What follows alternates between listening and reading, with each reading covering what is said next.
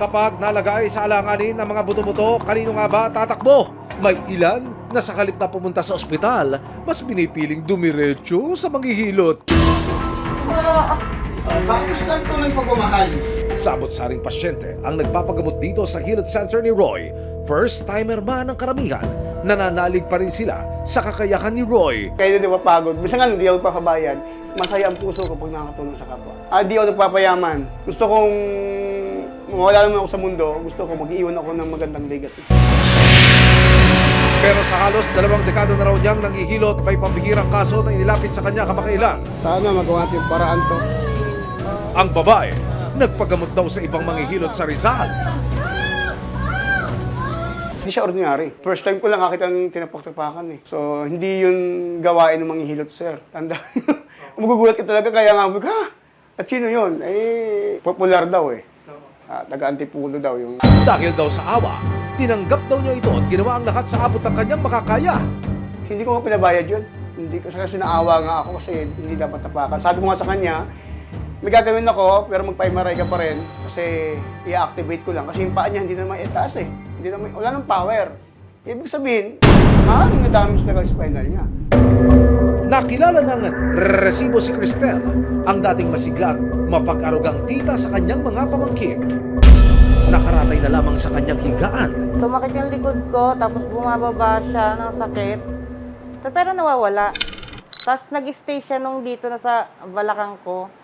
Bubuo siya ng sumakit doon. Tapos, konti-konti siya napapansin ko. Pag tumatayo ako, nahihirapan ako. Naghanap ng posibleng lunas si Cristel online hanggang sa nakita niya raw ang page ng isang manghihilot sa Rizal na si Anthony Cram. Marami naman siyang client na satisfied daw. Pagka pumunta naman kami doon kasi binigyan din naman ako ng pera ng kapatid ko. Pero pagdating sa manghihilot, kakaiba raw at medyo nakakapagtaka ang kanyang nakita. Nagulat pa nga ako sa kanya nung pagdating niya doon, nagsisigaw. May napaniginipan daw siya, bagong technique. Pinakitaan na naman daw siya ni Mama Mary ata. Lalong tumaas ang kilay ni Cristel nang malaman na ang bagong teknik na napanaginipan daw ng manghihilot sa kanya pala unang gagamitin. Kinakapa naman niya, tapos susulat siyang pentel pen. Hanggang, ang sakit na nga ng likod ko, kakaano niya ng pentel pen. Tapos, pag naano niya nakapa niya, ito, abakan niyo. Ganyan. Ang sakit. Pero sa halip na gumaling, mas lalo pa raw na perwisyo si Cristel. Kaya, pinuntakan ng resibo ang inirereklamong manghihilot. Nagpakilala siya bilang si Anthony Cram. Isa raw siyang bata ni Lord. Ipinakita niya sa amin ang treatment na ginawa niya kay Cristel. Ang tawag daw dito, technique ni God. So ginagawa namin dyan, ito, di ba kunwari ito, 3 unan yan, binababad namin. Kunwari may tama ka sa spine, dito sa may lower back. Nilalagyan namin yan ng ganyan, tapos binababad namin ng ganyan. Yan! Para yung mga na-deform na-deform na spine, bumalik lang siya ng kusa. Ngayon, from that point, tinutulak namin dati ng paa. Kasi noon, akala ko kasi dati, okay yun. Ngayon, noon tong technique na to, uulitin ko, noon to ha, from that point, tinutulak namin ng paganto yan, national TV to ha, para walang dayaan. Pag ganyan, pag diin, ayan didiin lang muna, tapos, ganun lang. Ganun lang. Halos wala din puwersa kasi nakababad na siya sa unan. Nang tanungin ng resibo kung bakit siya pabago-bago ng teknik. November 2025, nakipagkita ulit sa akin si Jesus Christ. For 4 years, doubt talaga ako doon sa nakikita ko. Kung totoo ba yung panaginip o hindi. Sir, naka-record to ha. Maganda to, sige. Nakita ko yung tiles doon sa may CR namin. Yung mga patak, yung malalaking patak. Nagsimula siyang umusok. Hindi ko lang, tiningnan ko lang, akala ko galing lang siya sa heater. Hanggang sa kumapal yung usok ng bigla. Pagkapal ng usok, hindi ko siya masabi kung nahimatay ba ako or what, or nawalan ako ng malay. Doon naglabasan yung mga bagong teknik. Aminado si Anthony na mahirap siyang paniwalaan pero saksi raw ang kanyang mga napapagaling na customer na totoong may himala. Hindi na mabigat. Ayan, sige tayo, pakita mga tayo. Sulit naman, sulit. Wow, sulit naman. Nagkaroon to ng calling. Hindi ko talaga siya ginawa lang ng trip lang. Nakakapaghilot ako ng walang MRI, saka walang X-ray kasi nakikita ko yung mga nasa loob.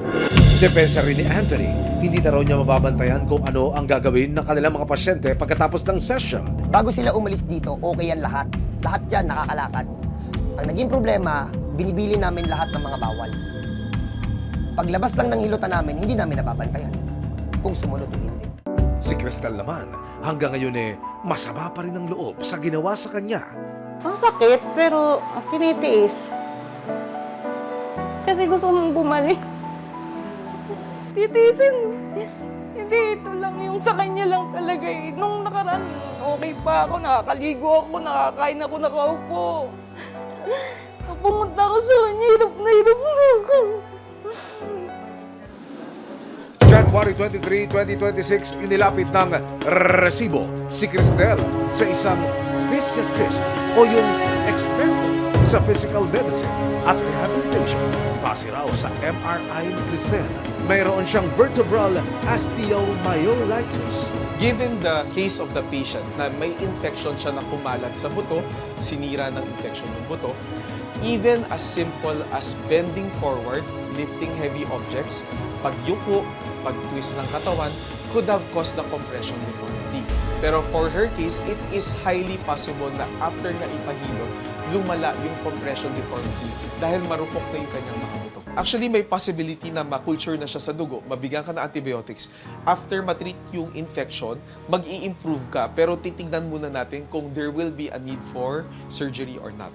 Ayon sa Philippine Institute of Traditional and Alternative Healthcare, may mahigpit silang mga patakaran pagdating sa pagbibigay lunas sa iba't ibang karamdaman. Sila po ay dapat nag-graduate, aral sa isang accredited hilot training institution ng PITAC. Dagdag pa ng ahensya, kailangan maging maingat ng mga manghihilot lalo na't may mga pagkakataong hindi nila inaatrasan ang mga may problema sa maselang bahagi ng katawan tulad ng spine. Nung chinek namin, wala sila sa active list ngayon ng certified na hilot ng PITAC. Kung maaari, sila ay mag-register with us. Maraming salamat sa panonood, mga kapuso. Para masundan ang mga reklamong nasolusyonan ng resibo, mag-subscribe lamang sa GMA Public Affairs YouTube channel